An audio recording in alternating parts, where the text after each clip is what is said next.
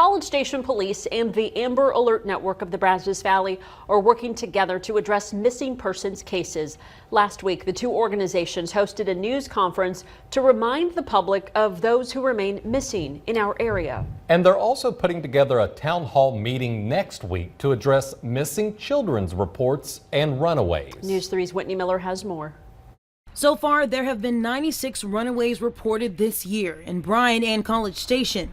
Children under 18 whose parents or guardians don't know their whereabouts.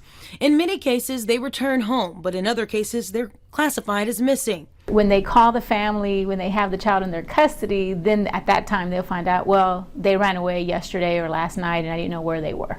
When a runaway is located, until they are reunited with a guardian, they are taken to the Juvenile Detention Center. We have an intake process. They're treated as if they committed a Class B or above offense. Juvenile Services Assistant Director Lupe Washington says that is the problem. Even though legally they are only allowed to be at the detention center for 24 hours, Washington says a lockdown environment is not the place for a runaway. The belief is that the further they come into the system, the more they'll penetrate the system, and we're trying to keep them from doing that. She says in larger counties, there are emergency shelters that have a wealth of resources to keep children off the streets. Sometimes they just don't have stable home environments. Sometimes they've just become, addicted to certain substances.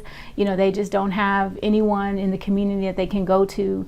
So they see the streets as their safe place. In Brazos County, Whitney Miller, News 3. The Juvenile Services Center will be part of that town hall meeting next week to talk about the need for a shelter for runaways. Now, the entire community is invited to the Lincoln Recreation Center in College Station next Tuesday. That town hall begins at 7:30 p.m.